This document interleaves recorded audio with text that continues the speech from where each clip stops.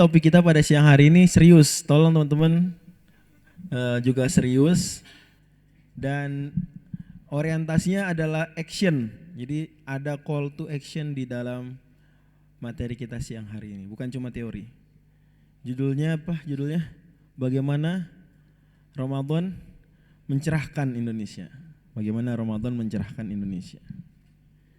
Dan pemilihan kata cerah dan Indonesia ini by purpose. Memang disengaja. Next. Karena dalam beberapa pekan terakhir kita, dan saya termasuk yang memberikan fatwa untuk aksi tersebut ya, yaitu Indonesia sedang tidak baik-baik saja. Ya, Anda mau bilang gelap, gelap, tapi memang nggak sedang baik-baik saja. Itu mahal ittifaknya ya. Kesepakatannya adalah tidak sedang baik-baik saja. Misalnya kita tahu selain Liga Indonesia ada juga Liga Korupsi Indonesia.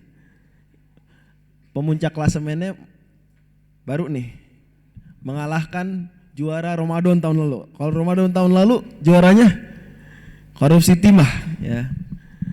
Sampai ada artis muslimah yang kena bully tapi salah bully karena namanya mirip aja sama istri salah satu koruptor. Itu Ramadan tahun lalu. Itu angka udah gede sampai saya jadiin bahan ceramah tuh. Bahwa kalau kita sedekah 100.000 di malam Lailatul Qadar sama seperti sedekah 300 triliun. Nah, karena kan dikali lipat seolah-olah bersedekah 100.000 rupiah selama 1000 bulan. Ya, intinya saya waktu itu adakan hitung-hitungan, dapatlah angka 300 triliun. Kalau kita sedekah 100.000 rupiah di malam Lailatul Qadar. Tapi itu cerita lama, tahun lalu. Ramadan kali ini udah ada pemenang baru, juara baru, dialah ya yang udah teman-teman ketahui semua. Hampir 1 kuadriliun, ya 1.000 triliun hampir nilai korupsinya. Indonesia butuh pencerahan. Next. Potret jelek lagi adalah, jadi nggak cuma masalah korupsi yang udah terjadi, tapi juga cikal bakal koruptor. Koruptor di 20 tahun mendatang mungkin. Naudzubillah min dzalik. Siapa mereka? Siapa calon-calon koruptor tersebut? Siapa? Siapa koruptor 20 tahun lagi? Siapa? Mereka lah tukang nyontek saat ujian. Riset dilakukan di UPN Veteran Jakarta bahwa nyontek saat ujian berkorelasi terhadap korupsi. Riset mana lagi nih? Tahun 2023, 2 tahun lalu, bahwasanya 60% siswa itu mengaku menyontek. Ini baru yang mengaku ya. Kan riset mengaku. 60% mengaku menyontek. Kementerian Agama makanya pernah mengeluarkan tulisan serius judulnya menyontek saat PAS. PAS itu penilaian akhir semester, bahasa lainnya UAS biar enggak tegang, pakai P, penilaian bukan ulangan atau ujian. Itu awal korupsi. Ya kita juga tahu lah, ya enggak? Kan cara-cara nyontek sama kayak cara-cara korupsi gitu kan ya? Ya. Saya ingat waktu teman saya nyiapin cheat sheet untuk ujian ya. Cheat sheet tuh contekan disimpan. Nah, saya bilang nggak boleh, dia juga tahu udah saya sering larang, tapi intinya dia nekat bikin. Terus dia bilang gini, tenang, gue nggak buka, gue cuma biar tenang aja. Kalau dia ada di kantong tenang, gitu ya. Tenang, gue nggak buka. Terus saya bilang komentar, berarti orang korup sebenarnya bisa jadi begitu. Dia korupsi bukan untuk dimanfaatin, tapi korupsi biar apa? Biar tenang, setidaknya 50 tahun lagi atau anak cucunya punya duit. Gitu bisa dong, ya enggak? Sama banyak motivasi orang korup. Saya pikir uang sebanyak 300 triliun atau 1 triliun sekalipun bukan untuk dimanfaatkan pribadi belakang, enggak, tapi dia untuk agar ada safety di masa-masa mendatang. Apa bedanya? Nah, kan gitu ya. Ngakal-ngakalin biar nggak ketahuan. Nah itu latihan awal. Apa? Korup. Indonesia butuh pencerahan. Next.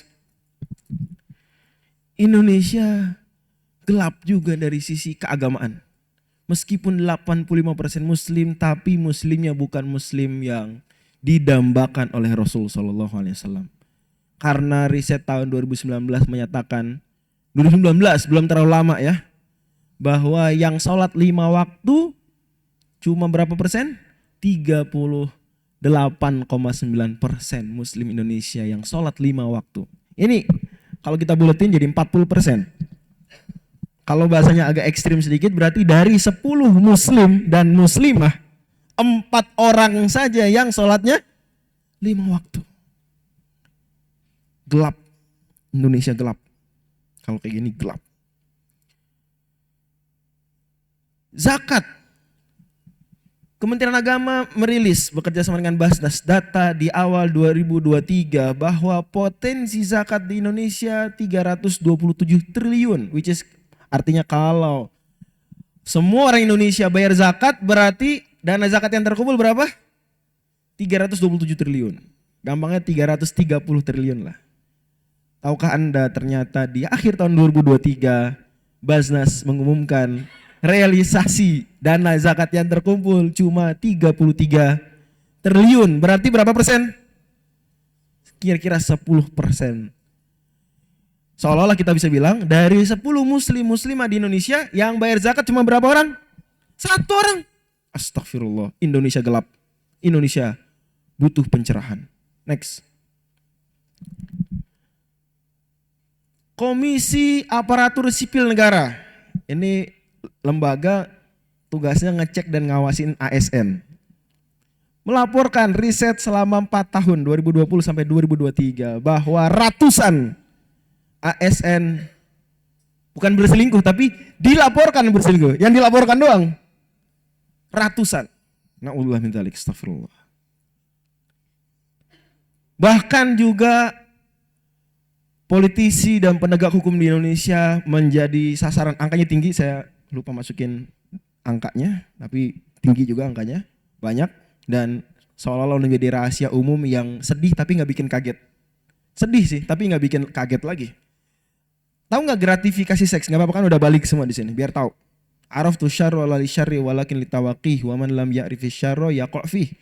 Kita perlu tahu keburukan agar kita tidak terjatuh di keburukan. Tahu nggak maksudnya gratifikasi seks? Tahu gratifikasi dulu ya. Gratifikasi itu gampangnya suap. Mungkin ada orang yang udah kebal kalau dikirimin mobil doang. Mau ditransfer atau dikasih cek duit 2 triliun doang. Tapi bisa jadi dia orang yang kalau dikirimin perempuan goyah. Ada nggak orang kayak gitu kira-kira? Dia nggak doyan mobil, nggak doyan duit, tapi masih payah menghadapi lawan jenis. Mungkin ada. Setan kan tahu kelemahan manusia di mana. Kadang ada kuat di sini, lemah di situ. Mungkin. Makanya ada tuh namanya suap-suap, bentuknya bukan ngirim parcel, mobil, duit, bukan gitu lagi. Tapi ngapain? Ngirim perempuan. Wah.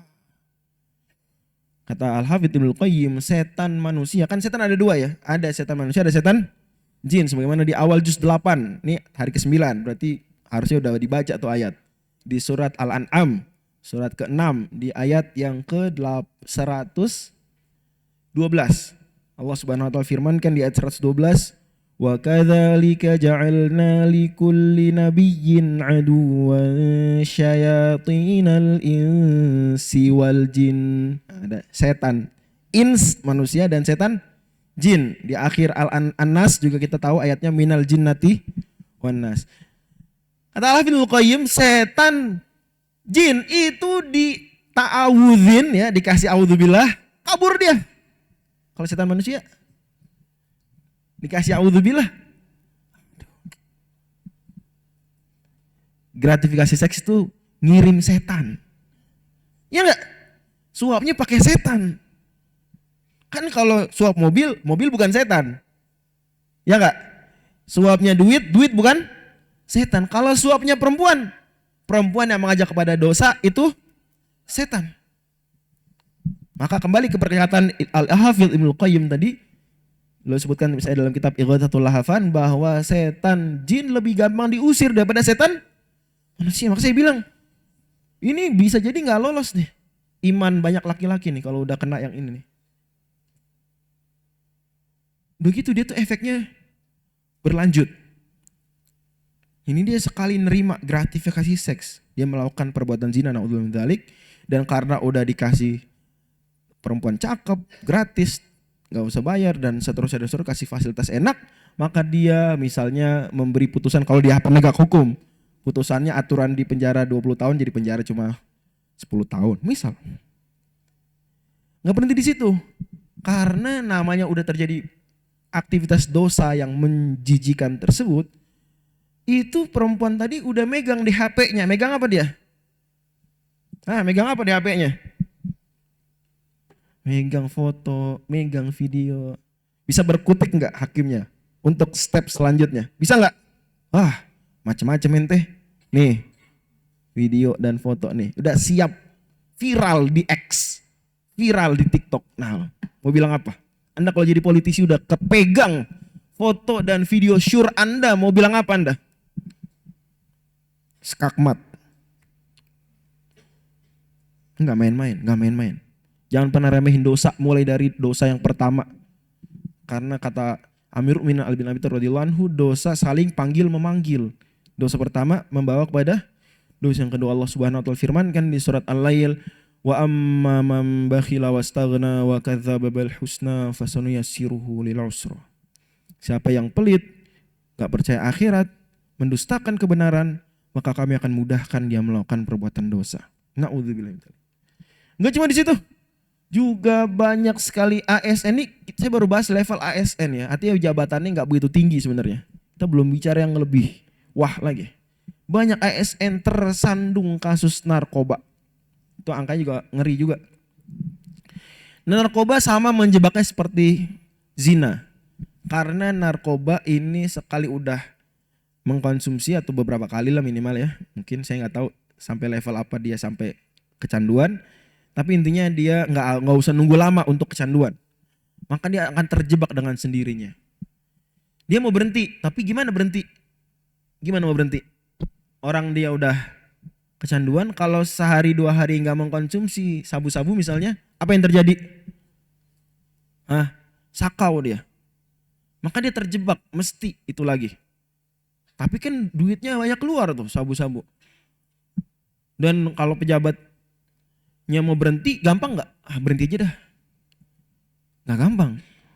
Bisa kan Ustadz datang aja ke BNN. Apa BNN kepanjangannya? Badan Narkotika Nasional. Kantornya di tikungan ya Jakarta Timur lah. Saya tahu, saya sering lewat cuma nggak tahu tuh nama tempat. Inilah Uki deket Uki ya. Apa tuh namanya tuh? Ya itulah Cawang situ.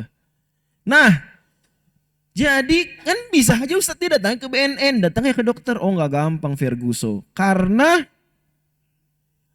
dia kalau udah datang ke BNN, berarti kan kebaca lah. Kok Anda pejabat tapi Anda pemadat? Nah nggak gampang. Datang ke rumah sakit, aduh malu lah. Yang terbaru adalah Ketua Bawaslu, salah satu kabupaten besar di Jawa Barat. Tertangkap basah sedang, nggak tahu lagi sahur atau lagi buka puasa. Atau habis taraweh. Pokoknya sabu-sabu, na'udzubillah min dzalik. Ngeri. Dan otomatis namanya kalau udah kecanduan dia mau beli, data transaksinya dicatat nggak? Dicatat, yang bisa dibongkar kapanpun kartunya mau dimainkan. Aduh, ribet. Indonesia gelap, Indonesia butuh pencerahan. Next. Waduh, ada lagi yang lebih gelap. YARSI, Rumah Sakit Islam Indonesia Cempaka Putih, mengumumkan penelitian bahwa Indonesia itu ada 2,5 juta kasus aborsi per tahun. 2,5 juta itu lebih banyak daripada penduduk Depok. Depok tuh 2,2 juta kira-kira. Ini 2,5 juta per tahun.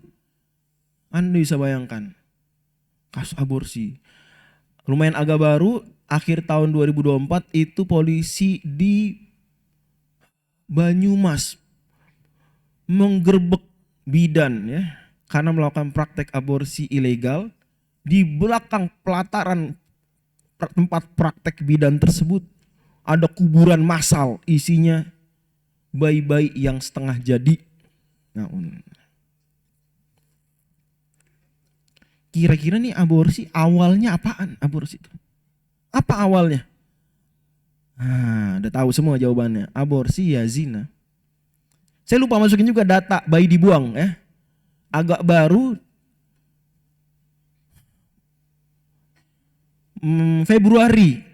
Januari, bulan Januari tahun ini 2025 itu bayi dibuang di dekat sekolah di Pekanbaru. Pinggir sekolah ada bayi di kardus. Nggak tahu apa ibunya naruh dekat sekolah biar dapat makan bergizi gratis. Nggak tahu juga. Pastinya itu berita sedih. Di Cisalak dan Cimanggis tahun lalu itu juga ada bayi ditaruh di musola dan bayi ditaruh di pasar. Kemana bapak ibunya? Maunya enak nyuang berdua. Habis itu yang rugi adalah manusia, nyawa. Ustaz, dikit kali itu dikit. Ntar lu BKKBN. Oh ini yang ngomong bukan Rohis, bukan lembaga dakwah, bukan. Yang ngomong apa? BKKBN. Nah, ini lembaga resmi negara. 60% remaja anak SMA. 60% tuh menang pemilu tuh. Artinya jangan-jangan kita takut nih. Kita takut. Kalau kita mengajukan RUU cambuk untuk perzinaan, kalah tuh. Karena Gen Z 60% vote-nya untuk biar nggak lolos tuh RUU. Ngeri. 60% lakoni seks pranikah. Ini bahasa sopan, seks pranikah. Bahasa eksplisitnya apa? Lebih sopan juga sebenarnya sih. Zina, lebih sopan sebenarnya. Indonesia gelap. Indonesia sedang tidak baik-baik saja. Next. Nah, sekarang kita tadabur ayat Quran dulu. Maaf nih ayatnya kecil tapi silakan buka. Tolong buka sekarang. Surat Al-Baqarah yang terkenal kalau lagi bulan puasa ayat 183. Buka. Nah itu judul pengajian kita. Bagaimana Ramadan mencerahkan Indonesia.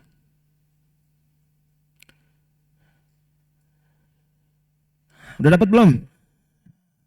Sekarang coba hitung setelah 183 itu ada berapa ayat puasa. Sampai selesai pembahasan puasa. Ada berapa?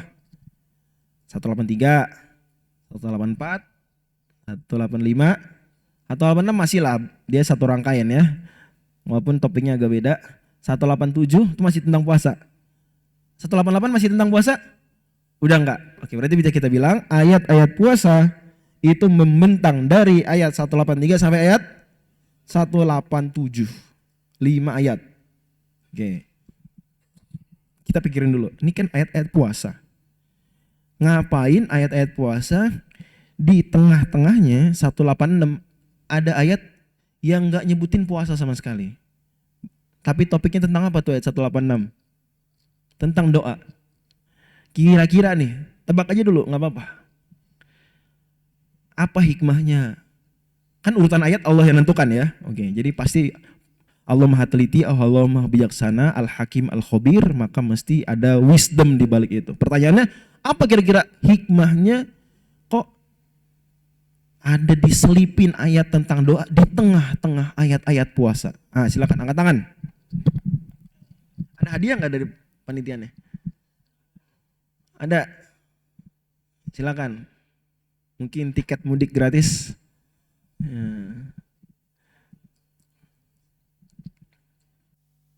Silakan. Siapa yang mau jawab? Angkat tangan. Gak apa-apa, akhwat juga boleh. Akhwat boleh jawab, nanti panitia yang bantu. Apa hikmahnya? Ayat doa diselipin di tengah-tengah ayat-ayat puasa. Nyasar apa gimana? Apa? Gimana sih? Berdiri, sebut nama panggilan aja. Gak usah nyebut akun IG. Kemudian apa jawabannya? Silakan.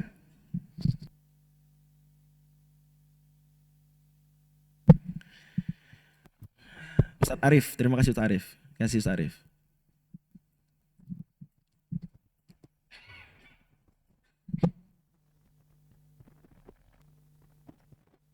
Bismillah, nama saya Afifah dari Nama, mohon maaf, Nihlah. Afifah. Afifah, silakan. Ya.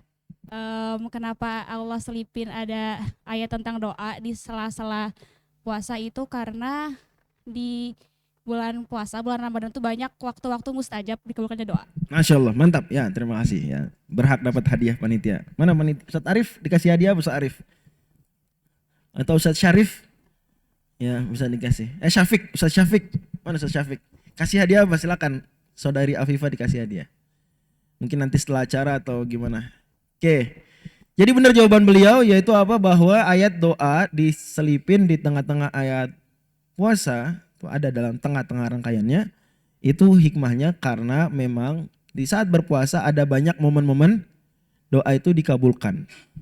Bahkan orang berpuasa sendiri meskipun bukan bulan Ramadan, kata Nabi SAW dalam hadis riwayat Tirmidzi, salasun la turaddu da'awatuhum. 3 orang yang doanya tidak ditolak. Salah satunya wada watus shaimi hatta yuftir, dan doanya orang yang puasa sampai dia berbuka puasa. Itu mustajab. Lebih-lebih lagi, memang kalau sedang Ramadan itu ibadah banyak, dosa berkurang sehingga manusia lebih merasa dekat dengan Allah, begitu ya. Maka relate dengan ayat tersebut, fa inni qarib ujibu da'watad da'i idza da'a. Jadi sangat cocok dengan momen-momen berdoa karena kita benar-benar merasa dekat dengan Allah Subhanahu, butuh pada Allah, gitu ya. Oke, bagus, Masya Allah. Nah, berarti kita udah ngerti bahwa posisi ayat itu berhubungan, ada hikmahnya, nggak asal-asalan. Jelas ya? Nah, sekarang saya mau ajak mikir lagi. Perhatikan ayat sebelum ayat puasa dan perhatikan juga ayat setelah ayat puasa. Topiknya sama atau garis besarnya sama-sama bicara hal yang mirip. Apa tuh gerangan? Nah, silakan, boleh nyebutin apa gerangan yang menjadi kesamaan ayat sebelum ayat puasa dan ayat setelah ayat puasa. Kemudian pertanyaan selanjutnya, apa hikmahnya kira-kira? Silakan. Boleh pikirin. Udah dapat? Angkat tangan, silakan.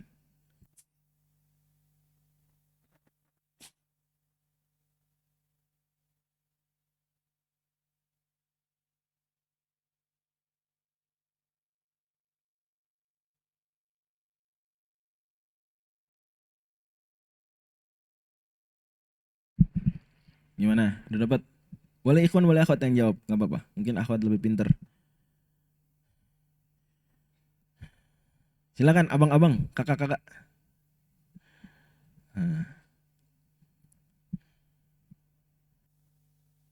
Apa kesamaannya? Karena dua-duanya ayat sebelum ayat puasa dan ayat setelah ayat puasa bicara topik yang mirip. Itu tentang apa? Angkat tangan dulu. Siapa nih? Angkat tangan. Boleh. Ada mic nggak? Silakan dikasih. Ustadz Syafiq, mana Ustadz Syafiq atau Ustadz Arif? Boleh. Berdiri dulu. Ini kan calon-calon pemimpin bangsa, ya nggak? 20 tahun lagi memimpin Indonesia Emas 2045. Maka belajar berdiri, menyampaikan pendapat, karena nanti akan berdiri dan berpidato di hadapan rakyat. Silakan. Nama dulu. Nama Mahesa. Unaisah. Mahesa. Oke, Mahesa. Apa tuh? Ayat sebelum puasa dan ayat setelah puasa sama-sama bicara tentang uang. Uang. Cakep. Ntar dulu. Kira-kira hikmahnya apa? Kok sama-sama bicara tentang uang? Apa hikmahnya? Ini kan ayat sebelum ayat puasa bicara tentang wasiat harta yang jangan diotak-atik, jangan diubah-ubah. Misalnya bapaknya bilang, saya wasiatkan harta saya berupa 500 hektar tanah di IKN untuk pembangunan pesantren. Sama ahli warisnya, 500 hektar kegedean. Kurangin, 300 hektar aja. Itu kan, itu yang dilarang kan? Ayat sebelum ayat puasa kan, ya enggak? Faman khofa min musin Mana? Faman badalahu ba'da ma sami'ahu fa innama ismuhu 'alal ladzina yubaddiluna. Nah, berarti rekayasa terkait uang. Ayat 188 setelah ayat puasa, apa ayatnya? Wala ta'kulu amwalakum bainakum bil batili wa tudlu biha ilal hukam li ta'kulu fariqam min amwalin nasi bil itsmi wa antum.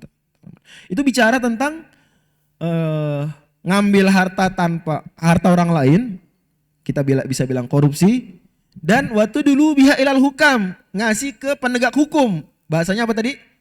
Suap, gratifikasi. Sama-sama rekayasa terkait uang. Sekarang saudara Mahesa, apa gerangan kira-kira?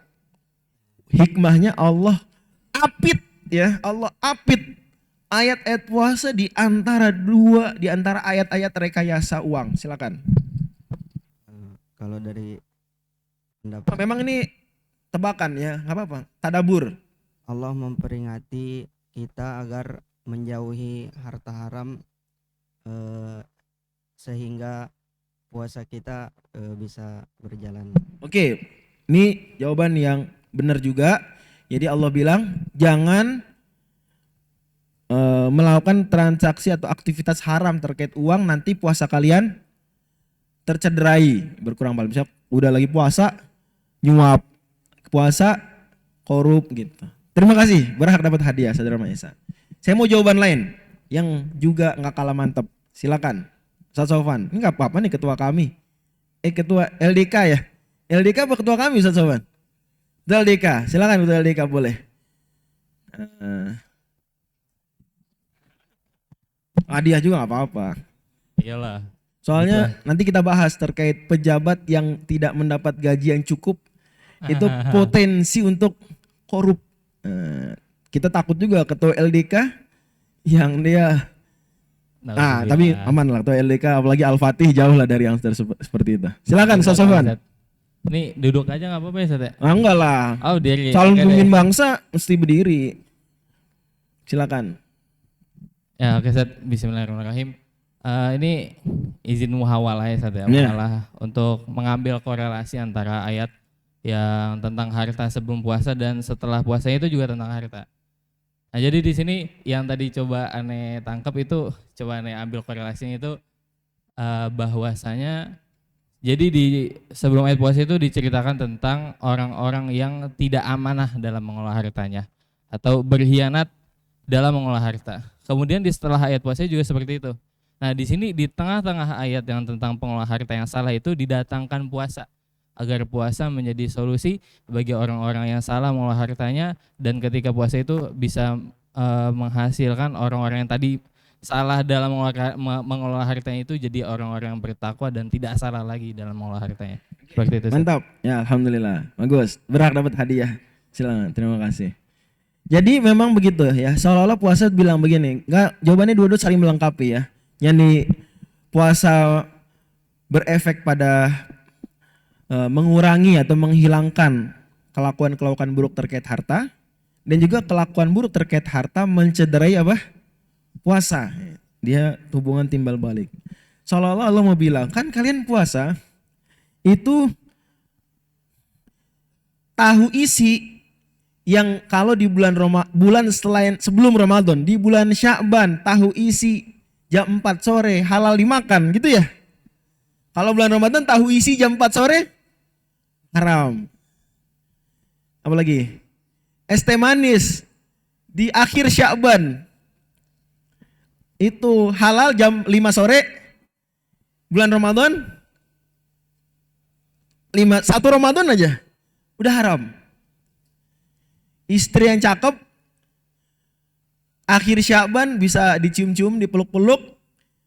Kalau masuk Ramadan udah dihindarin kayak gitu, ya enggak? Artinya yang halal-halal biasanya halal aja, pas bulan Ramadan kita apa? Kita jaga. Kita enggak lakukan, kita enggak deketin. Padahal barrier kita, hajiz kita, penghalang kita. Ini ngomong ada anak LIPI jadi saya mesti campur-campur istilah Arab juga. Hajiz atau istilah lebih bakunya lagi, lebih populernya wazi'. Wazi' kita itu cuma wazi' dini aja sebenarnya. Yang tahu kita nggak makan tahu bulat kan Allah sama malaikat pencatat amal. Yang tahu kita nggak nyicip-nyicip es teh manis, Allah dan malaikat catat amal. Yang tahu kita, ya macam-macam lah hal-hal yang pantangan-pantangan puasa. Tapi kita jaga tuh, ya nggak? Padahal kalau kita makan tahu bulat ya jam 4 sore, masuk penjara nggak? Di Indonesia setidaknya enggak, atau belum? Belum. Minum es teh manis jam 5 sore di Indonesia, depan masjid Baitus Salam. Masuk penjara nggak? Belum. Tapi nggak dilakuin tuh, ya nggak? Maka mestinya berarti apa tuh? Harta haram yang haram dari kapanpun, Sya'ban haram, Syawal haram, Ramadan lebih-lebih, itu harusnya lebih bisa diapain lagi? Dijauhi lagi, ngerti ya? Nah, itu tolong direnungin baik-baik, pikirin gitu ya. Bener-bener ini ayat-ayat Al-Quran itu penuh dengan hal luar biasa. Bahkan dalam buku, bagus bukunya, tolong dibaca. Kalau ada anak Lipia tolong harus la tamutunna illa waqad qara'tum hadzal kitab. Itu kitab judulnya An-Naba'ul Azim. Judulnya apa? An-Naba'ul Azim. Ada yang pernah dengar atau baca? Ada di perpustakaan. Penulisnya Syekh Abdullah Darroz, salah satu ulama besar Al-Azhar.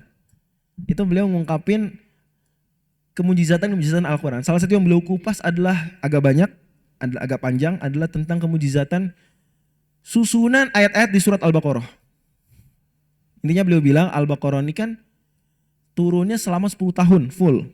Dari Nabi awal hijrah sampai Nabi menjelang wafat. Ayat terakhir turun pendapat yang rojih kan, wattaqu yauman turja'una fihi ilallah. Surat Al-Baqarah ayat 281.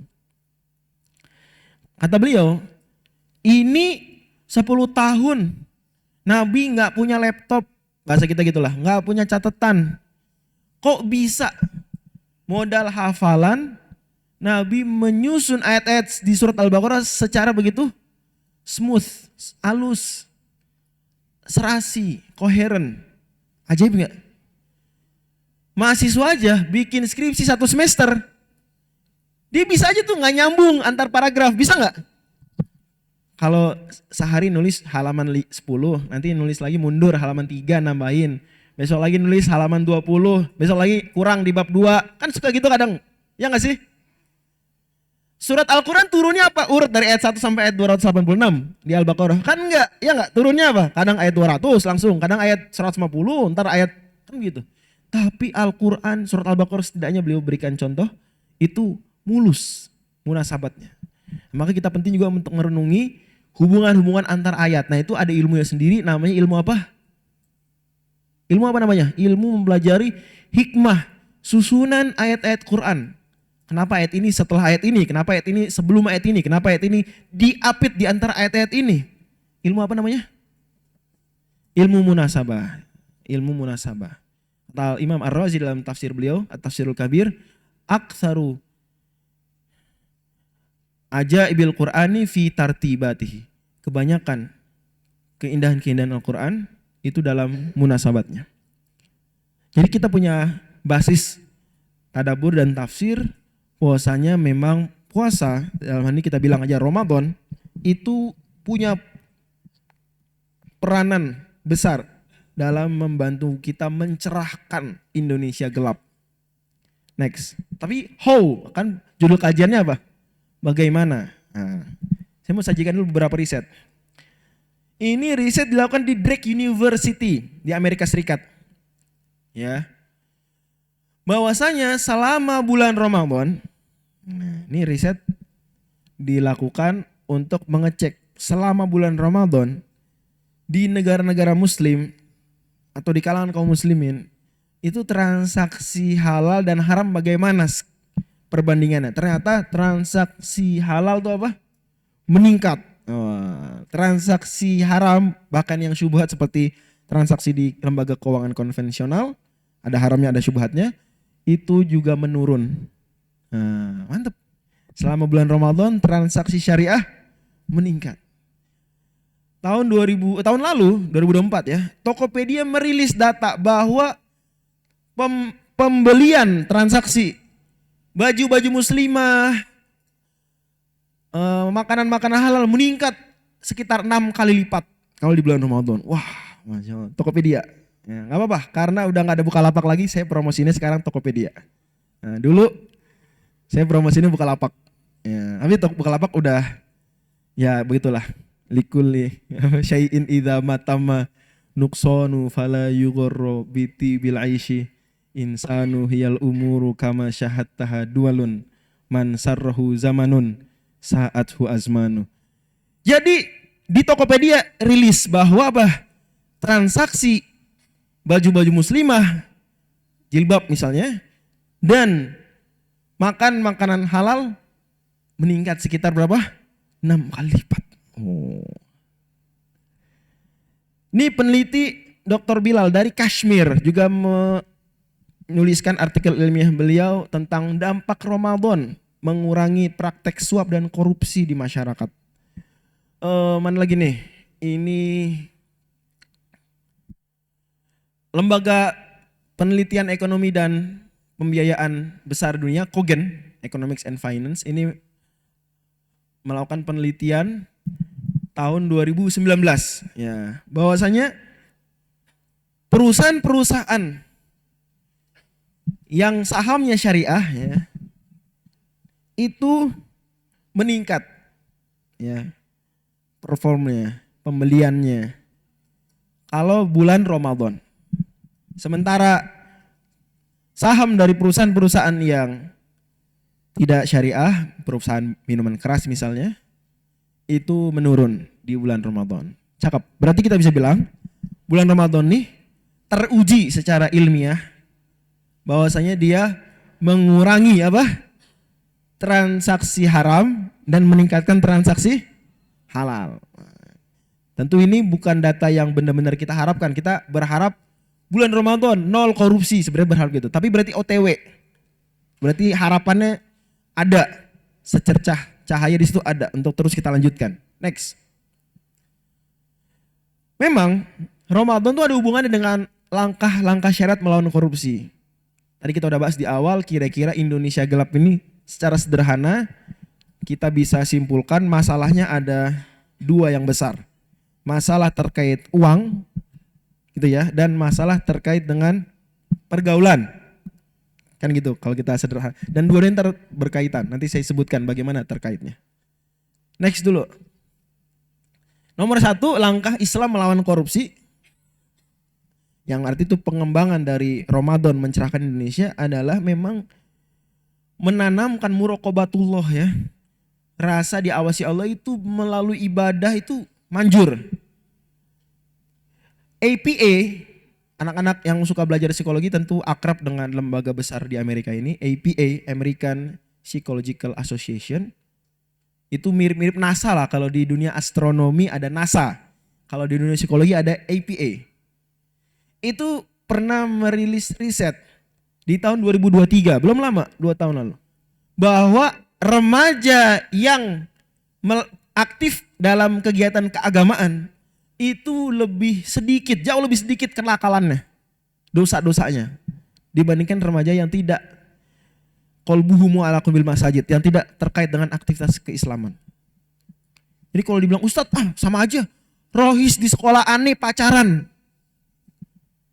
Ya coba bandingin pacaran anak rohis sama pacarannya bukan anak rohis, bandingin. Berani nggak? Ustadz, temen aneh pakai jilbab, hamil di luar nikah. Berani nggak bandingin? Yang berzina pakai jilbab dan yang berzina pakai jilbab, banyakan mana? Jangan sembarangan. Bicara yang ilmiah. Sekadar ada itu bukan berarti buruk 100%, tapi bandingkan dengan variabel kalau kita ubah. Gitu kalau dunia penelitian begitu. Nih APA bilang bahwa kegiatan keagamaan itu mengurangi apa? Kenakalan remaja, perilaku buruk remaja.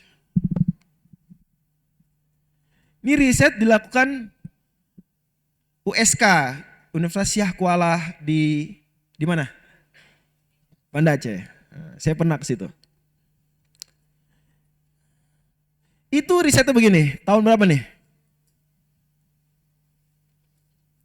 Lupa saya tahun berapa nyantumin. Ya, pokoknya tidak sampai 10 tahun lalu.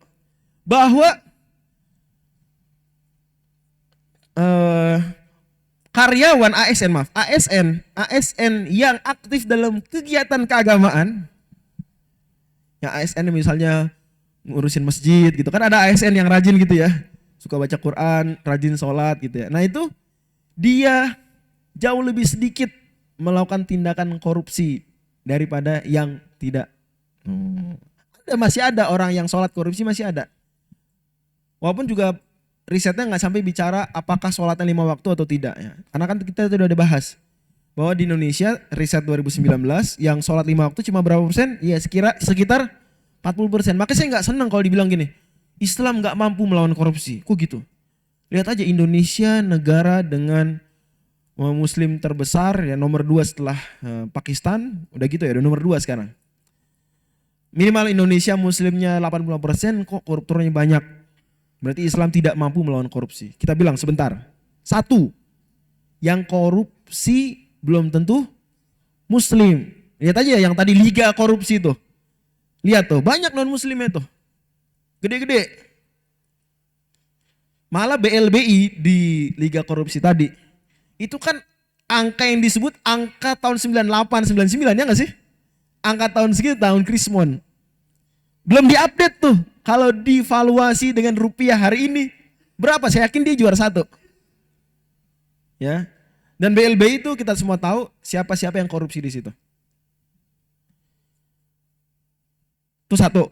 Yang kedua, kalaupun dia muslim, belum tentu dia sholat 5 waktu. Jangan-jangan dia termasuk yang 60%. Misalnya, atau misalnya sekian persen yang cuma sholat Jumat, yang cuma sholat Id. Bisa aja, besar kemungkinan. Atau termasuk yang gak bayar zakat, ya gak? Ya korupsi ya, aturan keuangannya diakalin bagi zakat doang ya. Emang kalau gak bayar zakat masuk penjara di Indonesia? Belum ya, belum. Insya Allah akan dipenjara, insya Allah. Insya Allah masa depan hukum Islam di Indonesia sangat cerah. Makanya harus disambut. Islam ini akan jaya di masa depan.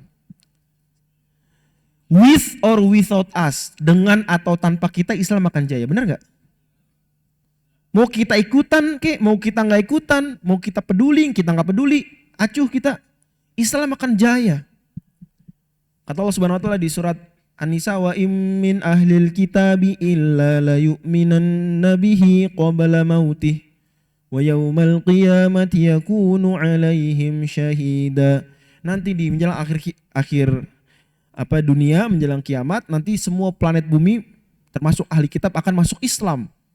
Ya, di bawah kepemimpinan Nabi Isa dan Imam Mahdi. Tapi sebelum itu tentu saja perjuangan berlanjut dan kejayaan Islam ada secara parsial walaupun secara universal nanti di masa mereka.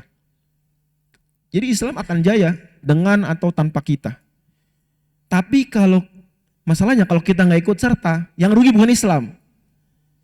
Kata Allah Subhanahu wa taala dalam hadits qudsi, "Lau anna awwalakum wa akhirakum wa insakum wa jinnakum kanu ala afjari qalbi rajulin wahid minkum ma naqasa dzalika min mulki syai'ah," di surat Muslim.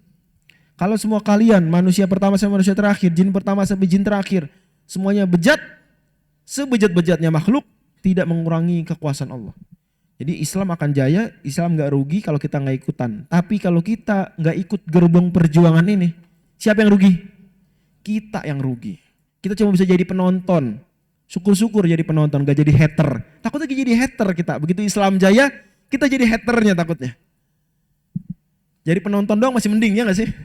Takutnya kita jadi haternya, nah repot lagi kalau jadi hater Islam jaya nanti. Maka daripada kita jadi hater atau cuma jadi penonton, mendingan kita masuk ke dalam gerbong perjuangan dakwah. Balik lagi sini.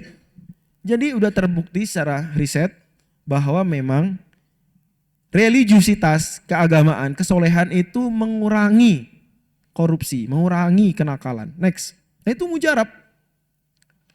Maka puasa menumbuhkan ketakwaan. La'allakum apa kata Allah ayat puasa? La'allakum tattaqun. Agar kalian bertakwa. langkah Islam yang kedua dalam melawan korupsi adalah nih disebutkan oleh Al-Imam Al-Mawardi dalam buku beliau yang terkenal apa? Al-Ahkam Sultaniyah. Al-Ahkam Sultaniyah buat yang belum tahu ini buku terkenal banget. Dia salah satu buku terpenting dalam kajian as-siyasah asy-syar'iyyah, ya, politik Islam atau hukum tata negara Islam. Kata beliau begini, pejabat itu nggak boleh mencukupkan diri dengan udahlah saya angkat aja dah selesai. Nanti dia juga bertakwa sama Allah. Nggak boleh begitu. Tapi mesti juga melakukan pengawasan. Gitu ya. Kata beliau begini, Al-Ashir yang ke-10, poin ke-10 diingatkan untuk para pemimpin. An yubashiro binafsihi musyarafatal umuri wa tasaffuhal ahwal. Pemimpin mesti ngecek sendiri kerjaan bawahannya, mesti tuh. Melakukan misalnya apa? Inspeksi mendadak, misal. Dia baca laporan-laporan, mesti. Nggak boleh dia ngediemin aja. Wala yu'awwilu ala tafwid. Tidak boleh mencukupkan diri dengan mengangkat pejabat. Dah, udah, nggak boleh. Tasyagulan biladzatin au ibadah. Bahkan nggak boleh seandainya pejabat tidak melakukan pengawasan, pengecekan, evaluasi karena sibuk ibadah, nggak boleh. Misalnya, ini kenapa nih? Wali kotanya kagak ngecek bawahannya, sibuk ibadah, nggak boleh, dosa. Ibadah hukumnya banyak ibadah hukumnya sunnah, sementara ngawasin kerjaan bawahan hukumnya wajib. Maka kita jangan pernah nyalahin. Ini ulama sejak jadi politisi, sejak jadi politikus, udah jarang ngisi pengajian kitab. Lah emang tugasnya begitu. Sebelum jadi pejabat publik, dia ngajar pengajian kitab. Kalau udah jadi pejabat publik, maka mayoritas waktunya untuk rakyat. Dalam hal ini sesuai dengan jabatannya. Terus Imam Al-Mawardi membawakan ayat Quran. Surat Shad ayat 26. Ya Dawudu inna ja'alnaka khalifatan fil ardh. Wahai Nabi Daud, kami angkat engkau menjadi khalifah di muka bumi, jadi pemimpin, jadi raja. Dari sini kita tahu bahwa raja tidak bermusuhan dengan khalifah. Karena Allah di Quran menyebut Nabi Daud itu raja, tapi juga menyebut Nabi Daud sebagai khalifah. Jadi bisa aja raja, khalifah raja bisa aja. Ini bisa aja kekhalifahan, sistemnya kerajaan, bisa aja. Mungkin.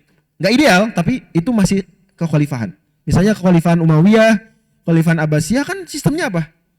Turun-temurun, itu kerajaan monarki. Tapi sah disebut kekhalifahan di antara dalilnya ayat ini.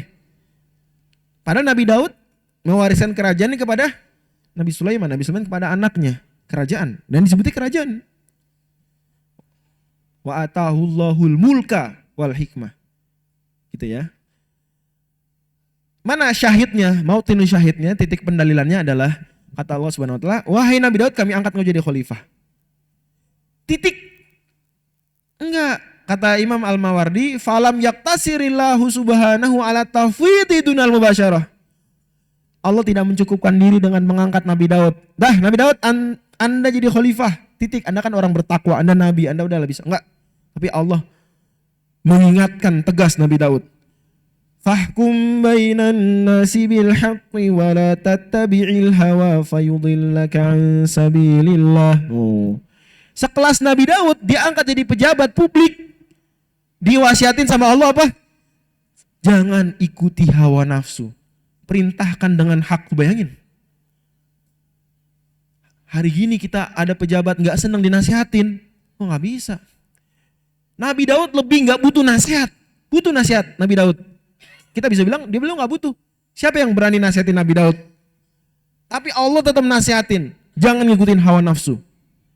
Itu sisi pendalilannya kata Imam Al-Mawardi. Kita ketika ngangkat pejabat, meskipun soleh, meskipun orang yang selama ini amanah, tetap harus apa? Diawasin, ditegur terus. Terus beliau bawakan dalil lain.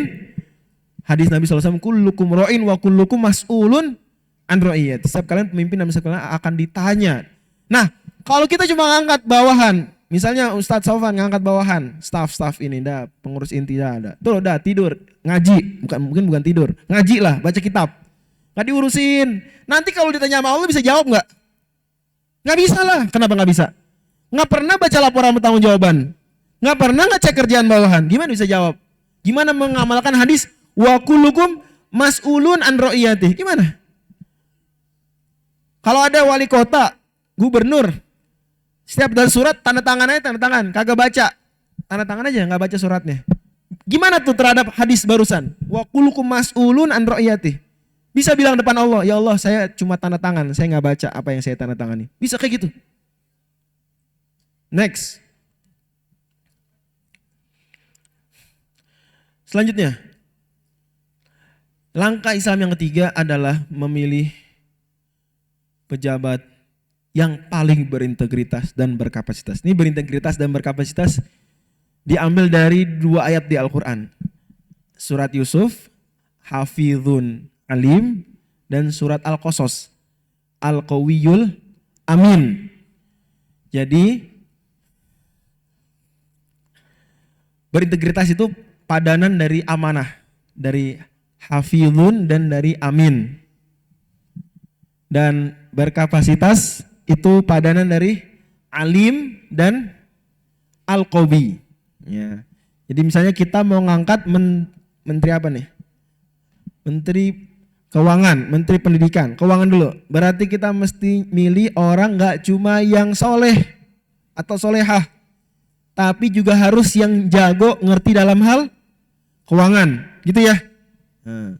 Mengangkat Menteri Kesehatan, berarti kan kurang pantas kalau yang diangkat bukan pakar kesehatan, gitu ya.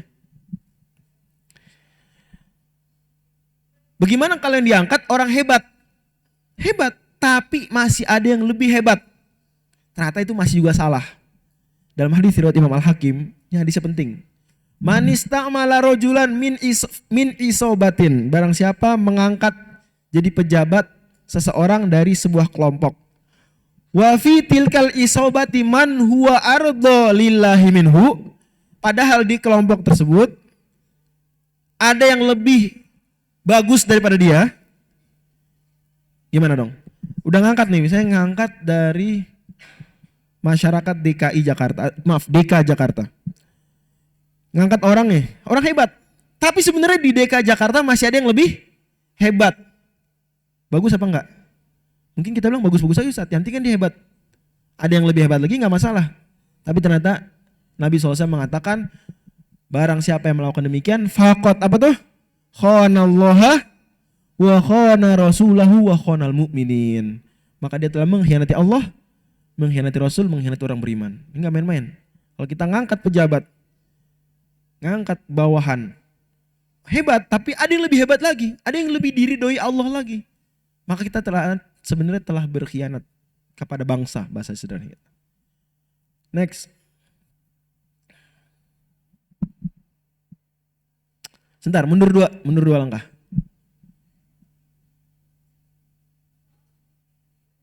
Saya lupa tadi membacakan kalimat penting di sini Imam Al-Mawardi ya. Tadi kan kita bilang bahwa ngangkat pemimpin gak cukup orang soleh. Habis itu tetap harus diapain? Diawasin, dievaluasi berkala. Meskipun dia soleh. Dicontohkan meskipun Nabi Daud. Nah ada kalimat tadi saya skip, gak sengaja. Padahal penting. Kata Imam Al-Mawardi, faqat yakunul aminu wa yaghusyun nasih. Oh, apalin tuh. Apa kata beliau? Faqat yakunul aminu wa yaghusyun nasih. Apa artinya? Orang yang amanah bisa aja jadi orang khianat. Orang yang tulus bisa aja jadi orang yang curang. Nggak main-main. Jadi tetap nggak bisa orang soleh. Udah dia Allah yang ngejaga, dia udah takut sama Allah. Nggak bisa. Tetap harus diawasin. Ada cerita menarik disebutkan Imam Ibnu Qutaibah dalam kitab beliau Uyunul Akhbar. Lupa saya masukkan. Yaitu Mu'adz bin Jabal kan diangkat jadi gubernur Yaman sama Nabi SAW. Jadi pemimpin Yaman, hakim dulu, kemudian sama Abu Bakar diangkat jadi gubernur Yaman. Setahun berjalan, Abu Bakar manggil Mu'adz, kemudian dihisap, dievaluasi. Mana laporannya? Diminta laporannya, tertulis. Kata Mu'adz bin Jabal, ahisabani, hisabullahi wa hisabun lakum. Apa saya dimintai 2 kali hisap? Hisap nanti di akhirat sama Allah dan hisap sekarang di hadapan Khalifah Abu Bakar. Abu Bakar emang iya kan? Iyalah, 2 kali hisab. Hisab dunia, hisab akhirat. Gak cukup nanti Allah yang enggak bisa. Di dunia juga ada. Kata Mu'adz, wallahi la ali amalan ba'da hadza. Demi Allah abis ini saya gak mau menerima jabatan lagi. Poin kita adalah berarti sekelas sahabat Mu'adz bin Jabal aja itu sempat heran. Masa sih sahabat-sahabat yang diangkat jadi gubernur kagak apa tuh? Kagak dipercaya gitu aja, mesti harus dicek, disidak, diminta laporan keuangannya. Iya. Terkenal Umar bin Khattab. Umar bin Khattab kalau ngangkat pejabat gimana? Gimana Umar bin Khattab? Ngitung kekayaan sebelum menjabat dan ngitung kekayaan setiap tahun si pejabat tersebut. Oh. Di antara sahabat yang pernah diperkarakan siapa tuh? Siapa ya? Abu Sa'id Al-Khudri atau Abu Musa Al-Asy'ari. Nanti coba dicari. Maka kemudian dilaporin, Umar beliau ini nambah kaya setelah jadi gubernur. Padahal nambah kaya kita tahu lah, nambah kaya berapa sih? Bandingin sama pejabat-pejabat zaman sekarang. Dipanggil sama Umar. Kan udah dicek. Abu Hurairah juga termasuk. Abu Hurairah. Sahabat-sahabat lain, Abu Musa nih termasuk yang kita sedang bicarakan ya. Dicek. Kemudian ditanya kenapa bisa nambah kaya. Kata dia, saya itu di samping ngurusin negara, saya sore-sorenya menganyam. Hasilnya saya jual. Artinya melakukan kegiatan tersebut di luar jam apa? Jam kerja. Bukan dari uang korupsi tapi dari tangan sendiri. Pas gitu dicek. Kenapa bisa nambah kaya? Sama Abu Hurairah juga dicek. Kenapa? Harta sebelum dengan setelah bisa beda.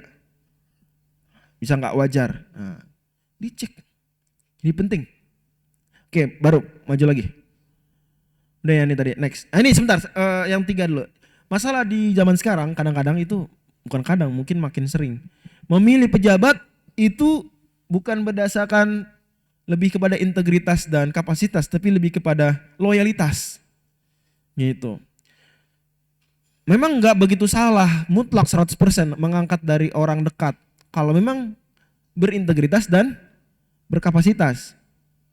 Jadi bisa aja seperti Utsman bin Affan radhiyallahu anhu mengangkat Muawiyah menjadi gubernur atau membiarkan Muawiyah jadi gubernur Syam terus-terusan sejak zaman Umar. Nggak salah karena memang Muawiyah the best untuk urusan Syam. Padahal Muawiyah dengan Utsman apa? Sepupuan kira-kira. Nggak salah. Jadi yang salah sebenarnya bukan masalah anaknya atau keponakannya atau sepupunya, bukan masalah itu. Lebih kepada berintegritas, berkapasitas enggak pertimbangannya, atau cuma gara-gara apa? Loyalitas, karena dia orang loyal saya, dia satu kelompok dengan saya, satu apalah jaringan dengan saya atau kerabat saya. Itu yang jadi masalah. Ya, itu menimbulkan nanti potensi korupsi di situ. Ada skenario korupsi yang sering terjadi, yaitu sebenarnya pejabat ini nggak mau korup. Tapi yang naruh dia di jabatan tersebut adalah kelompoknya. Lebih eksplisit lagi partainya misalnya. Nah, udah pesen kelompoknya ini, kamu ditaruh di sini jabatan, tapi bukan cuma-cuma. Nanti mesti ada apa? Setoran. Pertanyaan saya, setoran ke kelompok, sederhananya setoran ke partai, itu bisa nggak cuma dari gaji? Aduh, masuk Ustadz, nggak masuk. Gimana dong berarti? Ya itulah korupsi itu dengan berbagai polanya. Ya ada yang polanya, ada proyek kementerian, libatkanlah yang dapat proyek tersebut ternyata adalah orang-orang kelompoknya aja dengan gaji sekian gede-gede. Itu salah satu skenarionya. Atau macam-macam lah, ada wah gini, aku bisa.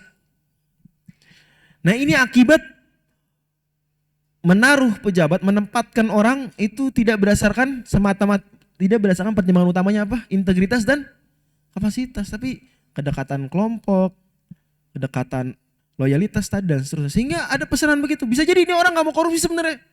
Oh saya nggak mau korupsi. Tapi dalam tanda kutip bahasa kasar dipalak sama politikus lebih senior. Dipalak sama kelompoknya. Gimana? Bentar Ustadz, kan gampang aja ditinggal bilang mohon maaf. Saya nggak mau korupsi.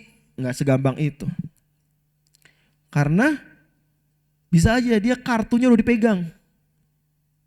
Kamu nggak mau korupsi nih? Ah udah nih kita punya kartu. Tahu nggak maksudnya kartu? Tahu ya? Ya ini rekam jejak yang nggak bagus. Kamu mau nih merusak masa depan karir politik kamu nih kalau nih viral. Waduh ngeri juga. Atau minimal dia takut, udah kalau kamu nggak mau korupsi udah nanti kena reshuffle. Nanti diganti, lengserin. Atau di periode berikutnya nggak dicalonin lagi sama kita. Bisa nggak kayak gitu? Itu banyak skenario terjadi tuh begitu. Maka mengangkat pejabat pertimbangan yang syariah adalah hafizun alim al-qawiyul amin. Berintegritas, amanah, berkapasitas, dia jago. Karena kalau amanah aja nggak jago, bener nggak ngurusinnya? Wah soleh, masya Allah. Tapi nggak ngerti ngurus negara, nggak ngerti ngurus kota, ngurus provinsi. Jalan nggak tuh? Nggak juga. Atau pinter dia, tapi nggak amanah. Malah apa? Ngakalin. Cuma saya mau inilah riset kecil-kecilan. Kalau suruh milih nih, hadirin di sini, pilih mana? Ini dua-duanya nggak ideal ya. Pejabat yang amanah tapi nggak pinter, atau pejabat pinter tapi nggak amanah. Nah, yang milih amanah tapi nggak pinter, nggak becus, angkat tangan. Cuma oke dikit. Pejabat yang pinter, becus tapi nggak amanah.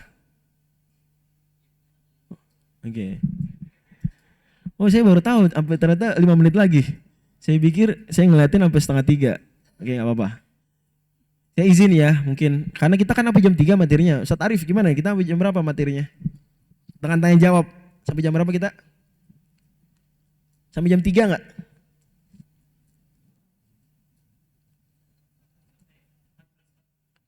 Oh gitu. Oke nggak apa-apa ya udah. Sip. Oke saya cepetin ya. Jadi ternyata teman-teman lebih milih mana nih? Harus milih. Pilihan cuma 2 misalnya. Nah, bingung ya. Cuma saya pernah baca riset ternyata masih mending yang gak becus tapi amanah. Masih mending. Karena gak becus tapi amanah paling ngadat doang ya. Tapi gak ada kejahatan, gak ada kecurangan. Ya ngadat aja ya, gak beres aja gitu. Tapi kalau yang gak amanah dan dia pinter, itu udah kecurangannya mesti terjadi. Dan juga apa? Ngandat juga, gak maju juga. Karena terjadi kecurangan. Gimana mau maju kalau curang? Yang ada statistiknya aja kelihatan. Kemiskinan menurun.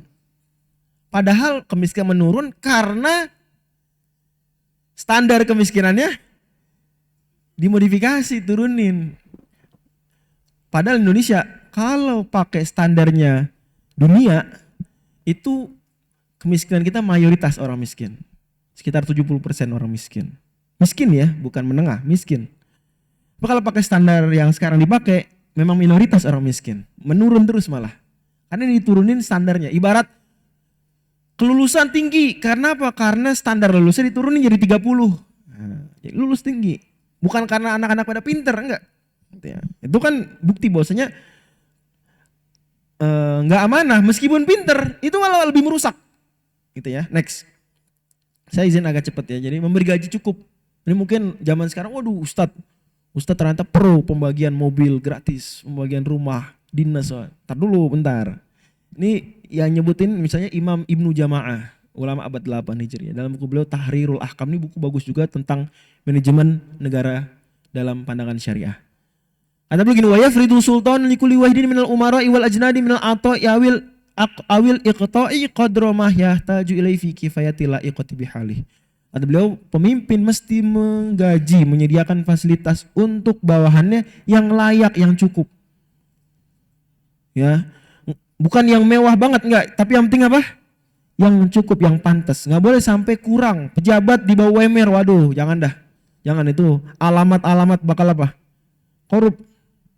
Ustadz, tapi kan yang gaji tinggi juga korup. Nah, memang itu terjadi, tapi kemungkinan lebih kecil. Artinya ini salah satu langkah saja, bukan segala-galanya langkah. Ya, tetap aja. Teman-teman tahu hukum Gosen nggak dalam ekonomi? Hukum Gosen tuh terkenal contohnya, kalau kita makan bakso, kita lapar nih. Anggap nanti buka puasa, lihat ada tahu apa? Makanan favorit kalau buka puasa apa di sini? Risol. Risol gigitan pertama, lezat banget gak? Memberikan kepuasan luar biasa. Gigitan kedua, apa sama dengan gigitan pertama? Menurun. Gigitan ketiga, menurun lagi. Gigitan ke-100, enek. Enek, gitu ya. Muak kita. Minuman paling favorit buka puasa apa? Es buah. Suapan pertama, memberikan kepuasan luar biasa. Suapan kedua, menurun. Suapan ketiga, lebih menurun. Suapan ke-100, mual, muntah, gitu ya. Artinya, itu sebenarnya yang terjadi. Orang diberi gaji tinggi yang cukup, itu puas banget, senang banget. Udah itu gak korup. Tapi makin, itu udah gak berefek lagi. Ini gaji udah dinaikin. Misalnya kenaikan gaji dari 500 juta per bulan jadi 600 juta per bulan, itu gak ngefek. Kayak biasa aja, dikit efeknya. Paham ya? Belum lagi diperparah dengan dampak medsos yang orang tuh ngelihat apa-apa lebih hebat dari dia, lebih dahsyat dari dia. Jadinya alih-alih bersyukur yang ada malahan insecure. Selalu lihat yang lebih dahsyat dari dia. Jadi namanya peer pressure, tekanan. Ada hadisnya gak ini? Ada. Next. Hadis cakep. Saya pikir banyak yang demen hadis kayak gini. Kata Nabi SAW, man waliyalana amalan walaysalahu manzil falyattakhidh manzilan. Siapa yang kami angkat jadi pejabat, misalnya jadi gubernur, Nabi juga ngangkat gubernur, ngangkat hakim. Dan dia belum punya rumah, silakan cari rumah, dibiayain oleh negara. Aulaisat lahu zaujah falyatazawwad, dia belum nikah, dibantu nikahnya oleh negara. Aulaisalahu khodibun falyattakhidh khodiman, belum punya pembantu, disediain pembantu. Aulaisat lahu dabbatun falyattakhidh dabbatan, belum punya kendaraan, disediain kendaraan. Waman asoba syai'an siwa dzalik fahuwa ghol. Siapa yang nyari lebih dari itu, maka dia korup. Hadis riwayat Imam Ahmad. Ini hadis cakep banget. Dari sini kita ngerti sebenarnya, kalau pejabat udah rumahnya banyak, mobilnya udah banyak, udah kayak mobil Tamiya, udah kayak mobil Hot Wheels, saking banyaknya, itu udah nggak perlu lagi dikasih mobil sebetulnya, udah nggak perlu. Yang perlu dikasih mobil pejabat yang nggak punya mobil. Kalau udah banyak rumah di mana-mana, udah kayak rumah di monopoli, maka udah nggak usah dikasih rumah lagi. Yang perlu dikasih rumah yang mana? Pejabat yang belum punya rumah. Nah, kira-kira gitu gambarannya. Next dulu dah, terus. Lebih-lebih lagi, kalau mau memerangi korupsi, terapkan dulu hukuman Islam untuk korupsi. Pertanyaan saya, di Indonesia udah nerapin hukuman sesuai syariat Islam belum untuk korupsi? Belum. Dan kita dukung agar nanti diterapkan. Harus kita usahakan. Mungkin masyarakat Indonesia ngeri kalau hukuman cambuk 40 kali untuk peminum miras diterapkan. Oke. Mungkin butuh waktu untuk siap hal tersebut. Enggak apa-apa. Sementara kita belum prioritasin. Mungkin orang Indonesia masih ngeri kalau orang yang berzina dicambuk 100 kali atau dirajam apalagi kalau udah nikah. Oke. Tapi minimal ini kan hukum Islam macam-macam nih. Yuk terapin dulu hukum Islam terkait dengan korupsi yuk. Kira-kira ada nggak yang nolak nih kayak gini nih? Ada aja sih, yaitu koruptor. Gimana? Dalam mazhab Hanafi, Maliki, Hanbali boleh hukuman ta'zir itu sampai hukuman mati. Itu termasuk koruptor bisa dihukum mati menurut jumhur ulama. Sayang mazhab Syafi'i nggak termasuk ya. Nggak apa-apa. Saya ikhlas ya. Syariat tegak meskipun tidak berdasarkan mazhab Syafi'i nggak apa-apa. Yang penting tegak di Indonesia nggak apa-apa. Yang penting tegak syariat. Kiai Ma'ruf Amin juga waktu menjabat menjadi Presiden juga pernah menyatakan tersebut dan kapasitas beliau waktu itu nggak cuma wakil presiden tapi juga beliau sebagai ketua MUI aktif waktu itu. Kata beliau memang syariat membolehkan itu dan itu mengurangi korupsi. Mantap. Tapi masih udah berlangsung belum? Sampai sekarang belum. Tapi kita terus suarakan hukuman mati bagi koruptor. Negara tetangga kita di Asia yang korupsinya rendah itu negara-negara yang menerapkan hukuman mati bagi koruptor. Misalnya Tiongkok, Singapura. Ayo, jangan ketinggalan, terapkan. Plus hukuman Islam untuk koruptor juga adalah mengembalikan harta yang dikorupsi. Sekarang pertanyaan saya, kalau ada pejabat korupsi 300 triliun di penjara, uang 300 triliun dibalikin nggak ke rakyat? Enggak. Makanya banyak orang mikir udahlah korupsi sekalian gede karena sama-sama di penjara dan uang korupsinya aman. Nggak dibalikin. Nah gimana tuh? Gimana korupsi nggak makin menjamur? Uang korupsinya nggak dibalikin. Memang alhamdulillah sudah ada rencana undang-undang. Nama undang-undangnya apa? Rencana undang-undang perampasan aset. Tapi belum sampai sekarang disetujui oleh DPR. Belum. Padahal saya pikir semua orang Indonesia pasti menunggu-nunggu. Dan itu sesuai dengan sunnah Nabi. Hadis Nabi ala ladzi ma akhadhat riwayat Ahmad. Orang kalau mencuri, orang korup mesti balikin duit. Ustadz gimana kalau uangnya udah dicuci? Bukan pakai molto, bukan pakai Baiklin, udah dicuci. Mungkin kebanjiran, cuci uangnya. Gimana? Ya dilacak. Kan udah maju Indonesia teknologinya, lacak terus. Nanti dijual aset-asetnya untuk melunasi mengembalikan uang korupsinya. Terus, sekarang kita agak cepat aja ya. Berikutnya tentang perzinaan, tentang pergaulan. Saya cepat karena saya pikir semuanya ngerti. Misalnya Islam melarang melihat aurat. Kalau di jalan ngeliat perempuan cakep, tundukin pandangan gitu ya. Tapi sayangnya di Indonesia lebih dari 60% anak-anak kecil mengakses konten pornografi melalui media online. Gimana susah, ya Allah. Kita harus cegah. Terus kita dakwahkan. Next, terus lagi.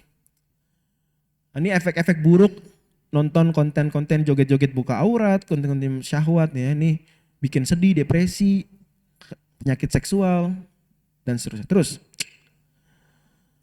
ini penelitian barat ya dari Harvard itu Profesor Christopher dan Ferguson. Next.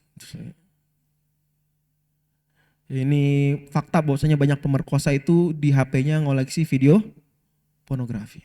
Next. Uni Eropa sudah menyuarakan, Uni Eropa, bahwasanya pornografi mengancam masa depan Eropa. Karena gara-gara pornografi, efeknya perzinaan. Perzinaan efeknya depopulasi. Orang jadi nggak mau punya anak. Kalau orang Eropa nggak punya anak, artinya bangsa Eropa diambang kepunahan. Maka Uni Eropa udah bersuara lawan pornografi agar tidak memunahkan bangsa Eropa. Indonesia, apa kabar? Next. Terus lagi. Jepang sama-sama bahaya depopulasi Jepang ya. Dan kita tahulah udah banyak pornografi di Jepang.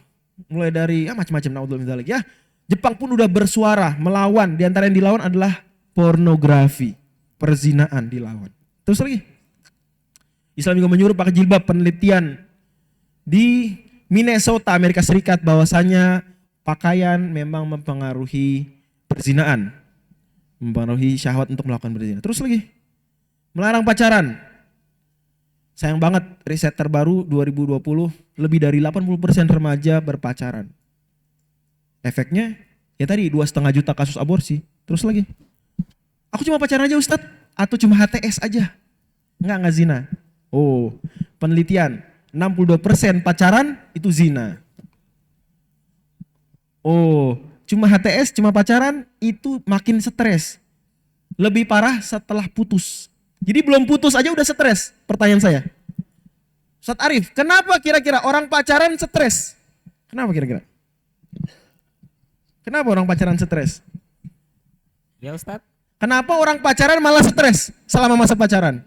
Meningkat stresnya. Mungkin karena belum ada komitmen satu sama lain. Mantap. Karena nggak hitam di atas putih. Kapanpun pacarnya bisa. Sayang kita putus aja. Udah tinggal blokir WhatsApp selesai. Apalagi kalau pacarannya udah ada adegan-adegan dewasanya. Tuh udah. Kalau mau putus tuh aduh jangan-jangan masih disimpan di galerinya dia. Stres nggak? Atau jangan-jangan aku di-share foto-foto dan videoku di grup WhatsApp cowok-cowok. Wah, stres gak? Jadi terus tertekan, perempuan tuh tertekan terus selama pacaran. Gak pernah dia tuh bener-bener bahagia. Beda kalau nikah. Pas putus, waduh makin parah. Jangan ditanya lagi. Orang pacaran ngelihat 2 garis biru, gimana? Waduh. Tapi kalau udah nikah, lihat 2 garis biru, wow jadi story Instagram. Jadi kok jadi fit enggak? Jadi reels. Ya. Jadi reels. Next terus lagi. Tuh ada penelitian di Amerika 75% percobaan bunuh diri akibat pacar. Sayangnya nikah juga makin males orang nikah. Salah bapak-bapak ibu-ibu juga sih. Nikah syaratnya mesti lulus kuliah. Mesti punya mobil, mesti punya rumah. Terus lagi. Dan tuh udah parah. Nah. Nah, Islam punya hukuman juga. Apa hukuman Islam buat perzinaan sebelum nikah? Cambuk 100 kali di depan umum. Dan diasingkan selama setahun. Kalau udah nikah, kalau udah pernah nikah, maka dirajam. Oke. Terus slide terakhir ya. Itu barangkali yang bisa saya bahas. Mohon maaf kalau ada yang kurang berkenan. Ada waktu 20 menit untuk kita saling berdiskusi. Fastabiqul khairat. Assalamualaikum warahmatullahi wabarakatuh. Waalaikumsalam warahmatullahi wabarakatuh. Oke, terima kasih banyak kepada Ustadz Nur Fajri atas ilmu dan wawasan yang telah disampaikan. Semoga bermanfaat bagi kita semua. Amin amin ya rabbal alamin. Sebelumnya diingatkan kembali untuk teman-teman semua, untuk teman-teman yang mungkin tidak membawa handphone tapi tetap mencatat, tenang aja. Jadi buat kalian yang tetap merangkum atau menyimpulkan materi yang disampaikan oleh Ustadz, bisa dikumpulkan ke panitia. Kalau Ikhwan bisa dikumpulkan ke Mas Aris, dan untuk Akhwat bisa dikumpulkan ke Agista. Oke, sekali lagi saya ulangi, untuk pengumpulan rangkuman yang Ikhwan bisa dikumpulkan ke Mas Aris, dan untuk Akhwat bisa kumpulkan ke Agista. Bagi 3 perangkum terbaik akan mendapatkan hadiah. Oke, setelah mendengarkan materi yang luar biasa tadi, kini kita memasuki sesi tanya jawab. Silakan bagi peserta yang ingin bertanya, bisa langsung mengangkat tangan atau menuliskan di catatan yang sudah disediakan. Sebagai apresiasi, akan ada hadiah berupa paket internet senilai Rp50.000 untuk 2 penanya terbaik, yaitu 1 Ikhwan dan 1 Akhwat. Ada yang bertanya? Boleh?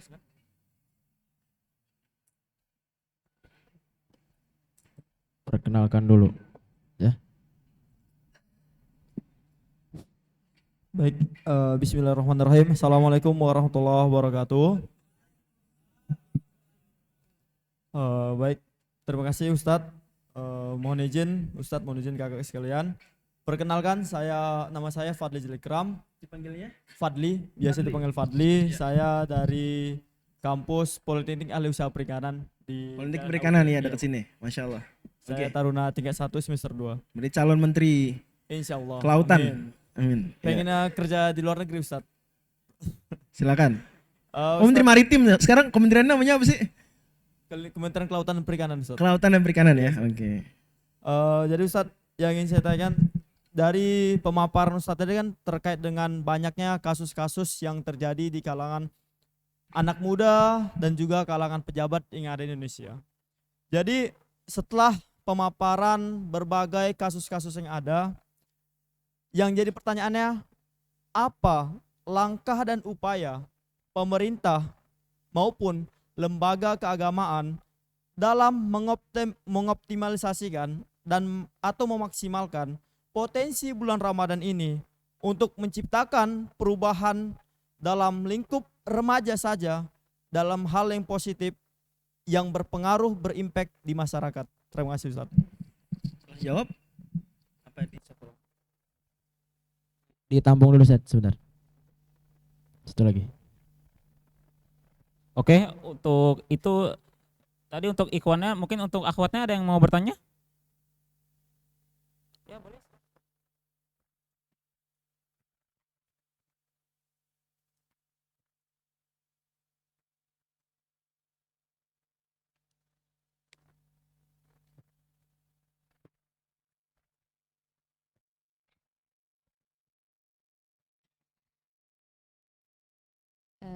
Hayakallah ya Ustadz. Saya ingin bertanya Ustadz, tadi Dengan siapa? Izin.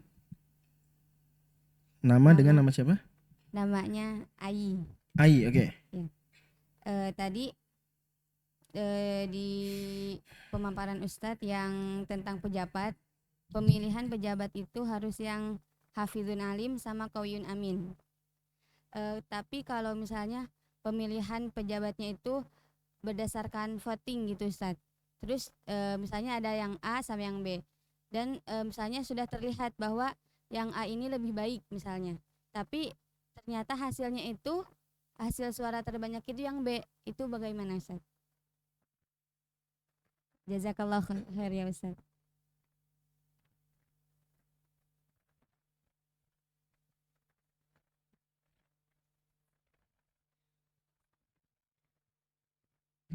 Lagi? Apa langsung jawab? Silakan. Tafadhal Ustaz. Oke cukup, mungkin kepada Ustadz Baik. Nur Fadri bisa langsung dijawab akan pertanyaannya.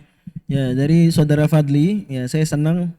Ya, ini berarti calon-calon pejabat nanti di masa depan ya, minal amin ya. Indonesia ini belum lama terbit film Juanda ya. Tahu nggak? Ya, film Juanda. Jadi Juanda nama besar dalam dunia kelautan Indonesia ya, ada namanya Garis Juanda gitu ya. Nah, beliau pernah bilang Indonesia ini bukannya dipisahkan dengan lautan tapi dihubungkan oleh lautan gitu. Itu pola pikiran sebenarnya ya bagus banget ya daripada kita bilang Jawa dipisahkan Selat Sunda dengan Pulau Sumatera. Enggak, justru Pulau Jawa apa? Dihubungkan oleh Selat Sunda. Jadi laut ini adalah teman kita, penghubung. Itu saya pikir itu bukti bahwa Indonesia masa depannya juga bertumpu, salah satunya dengan izin Allah dengan kelautan ya. Pertanyaan dari saudara Fadli tentang langkah ormas pemerintah. Kalau pemerintah saya nggak bisa begitu jawab ya, karena ya saya tidak mewakili pemerintah di sini. Kalau ormas mungkin saya bisa jawab. Jadi memang ormas-ormas di Indonesia atau lembaga-lembaga keislaman secara umum, MUI, Nahdlatul Ulama, Muhammadiyah dan lain-lainnya, begitu juga yang tidak berbentuk ormas, misalnya DKM masjid itu kan termasuk lembaga-lembaga dakwah keislaman ya, termasuk LDK Al-Fatih berarti. Ini memang sudah melakukan hal luar biasa. Boleh kita bilang bahkan lebih luar biasa dari yang dilakukan pemerintah dalam usaha dakwah di kalangan remaja. Ini misalnya ajakan-ajakan untuk meninggalkan pacaran itu dilakukan oleh lembaga-lembaga dakwah keislaman. Muhammadiyah misalnya menerbitkan fatwa di Tanggung Jawab Jilid Agama Jilid 7 itu fatwa haram berpacaran. Itu ya yang laki perempuan suka lakukan itu. Kemudian juga misalnya lembaga-lembaga pendidikan Islam memisahkan laki dan perempuan, itu juga upaya dipisah. Menggalakkan menutup aurat, membagikan hijab gratis, gitu, hijab jilbab gratis. Sebenarnya bukan masalah orang nggak punya duit buat beli hijab, tapi kan kalau dapat hadiah itu kan jadi senang, kemudian dia mau apa? Mau make dan seterusnya. Jadi banyaklah kalau kita lihat aja, belum lagi yang di dunia maya itu banyak usaha-usaha pihak dalam tanda kutip swasta ya untuk menjaga moral bangsa, dan itu peran yang sangat besar dan efek ke negaranya juga nggak main-main ya. Karena kalau anak muda rusak, bangsa pun rusak, ya nggak sih? Tadi saya menjanjikan sebenarnya belum saya sebutkan hubungan antara korupsi dengan perzinaan apa. Jadi gini. Salah satu skenario korupsi, teman-teman perlu tahu loh. Jangan cuma lawan korupsi, tapi korupsi itu kayak apa? Perlu tahu ya. Ada skenario-skenarionya. Nah, salah satu dan motif-motifnya juga kita perlu tahu. Salah satu korupsi itu bisa terjadi begini. Pejabat merasa, gajinya udah banyak. Dia kemudian mau punya simpenan. Bukan simpenan di bank syariah, tapi simpenan berupa yang haram ya, sugar baby atau ani-ani, which is haram ya. Nah, pertanyaannya, bisa nggak ngasih yang simpenan ini, yang haram ini dari gaji pokok, bisa nggak? Nggak bisa. Kenapa nggak bisa? Karena gaji pokok pejabat publik tuh ketahuan berapanya, ada slipnya pula. Istri sahnya mesti apa? ngecek kan, mana nih? Kok kurang? Nah gitu, ngerti ya? Maka mau nggak mau ngasih simpenannya mesti dari sumber lain. Nah sumber lain ini yang sangat terbuka, dia sumber-sumber yang haram. Bisa difahami nih sampai sini nih. Nah, namanya sugar baby, dia seneng nggak kalau cuma dikasih HP biasa? Enggak, HP-nya mesti apa? Mesti iPhone terbaru, yang paling mahal. Seneng nggak dia kalau diajak makannya ke warteg? Enggak, mesti ke restoran mahal. Seneng nggak kalau nginepnya di pelataran masjid? Ya enggak lah, mesti nginepnya di mana? Bintang 1 enggak, bintang yang jangan 7 nanti puyeng. Ya. Bintang 5, hotel mahal. Kalau di bawah mesti mobil, mungkin juga dia dikasih mobil, dibeli mobil, disediain rumah, kan gitu ya. Kalau kurang, dianggap kurang, gampang aja sugar baby tinggal apa? Tinggal ancem. Mau nih foto-foto kita dan video-video kita viral? Nggak mau dong. Beliin dulu iPhone yang terbaru. Akhirnya beli deh. Uang gaji pokok kurang, cari jalan lain. Salah satu jalan yang paling gampang ya korup. Ustadz kan gampang aja, tinggal putus aja sama dia. Udah putus, udah nggak punya simpanan lagi, udah tobat kembali ke istri sah. Iya, mestinya begitu. Cuma nggak semudah itu. Karena kalau diputusin, HP dia masih isinya apa? Foto-foto, video-video. Putusin nih, berani putusin nih. Siap-siap aja. Tamat karir politiknya. Tamat karir pejabatnya. Ngerti? Dan itu udah banyak banget. Tadi udah saya sebutin beberapa. ASN aja ratusan dalam 4 tahun. Itu angka besar tuh, ratusan. Anggaplah misalnya kita bilang aja 900 atau 800, berarti per tahun 200 kasus itu yang dilaporkan. Belum kita bicara yang di atas ASN biasa ya, udah tinggi-tinggi. Ini memang berhubungan.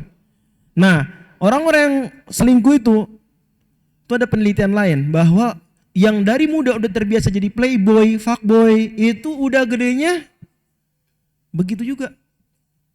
Saya nggak menutup pintu tobat, tapi kita belajar dari riset.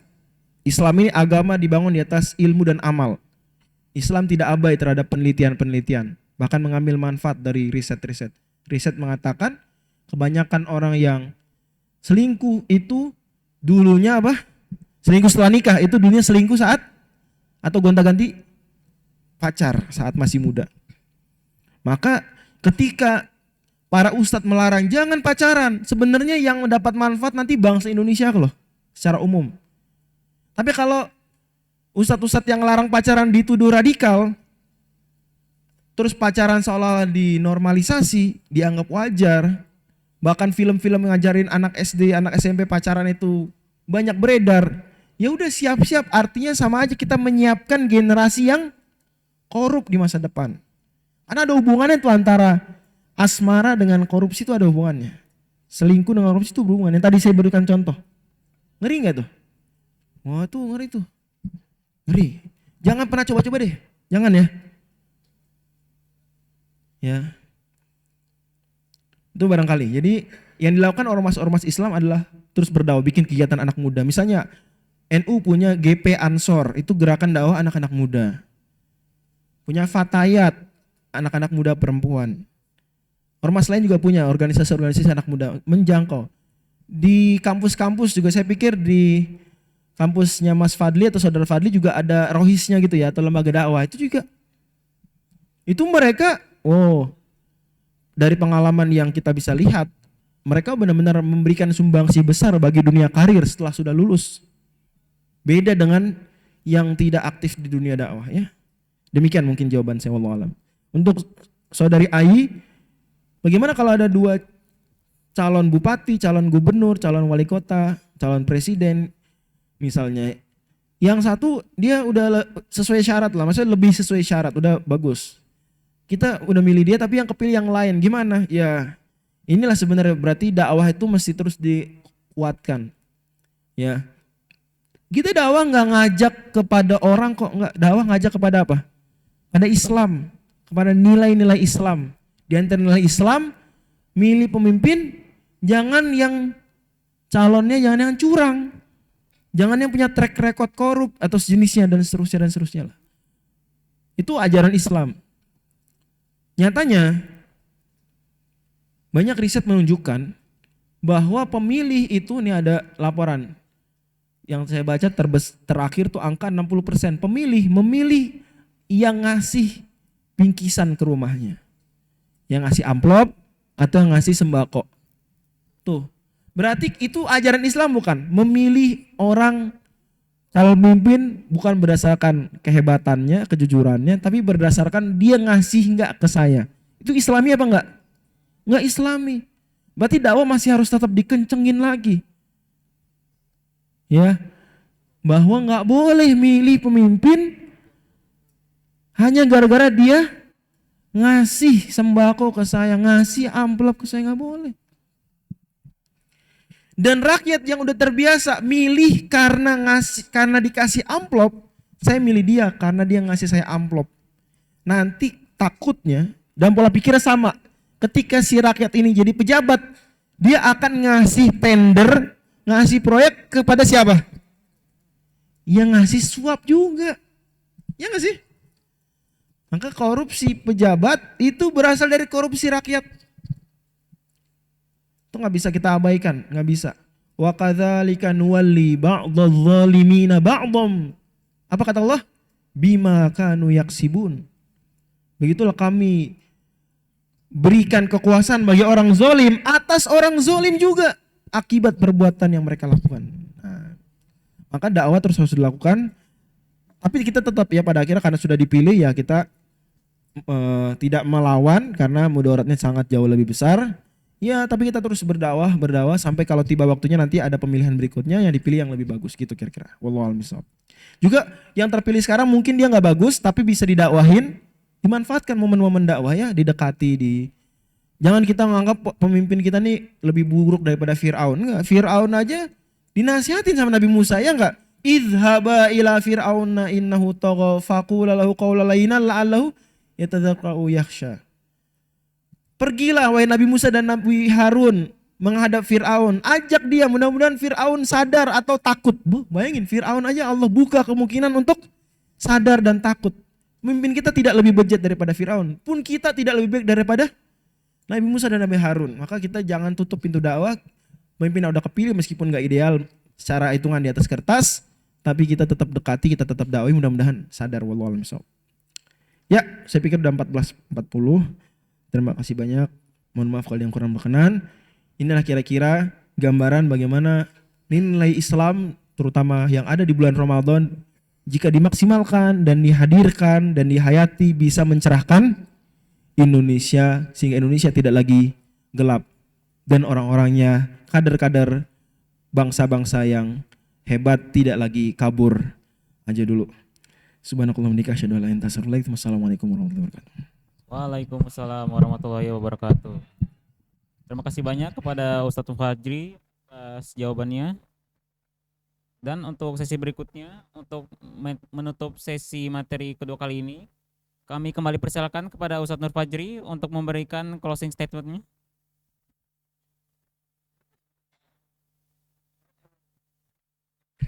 Bismillah. Jadi simpulannya atau closing statement saya adalah kita nggak boleh inferior dengan ajaran-ajaran Islam. Islam ini al-Islamu huwal hal. Islam adalah solusi. Termasuk di antara Ramadan. Ramadan bisa menjadi solusi bangsa. Tinggal kita hadirkan, munculkan, tunjukkan, sebarkan, dan kita amalkan. Wujudkan dalam hidup nyata. Ramadan bisa mencerahkan Indonesia gelap. Wallahu a'lam bishawab. Ustaz, sebentar dulu ya. Ditahan dulu sebentar. Selanjutnya penyerahan sertifikat dan dokumentasi. Untuk itu kami mengundang perwakilan dari Kamil untuk menyerahkannya. Ya, Pak.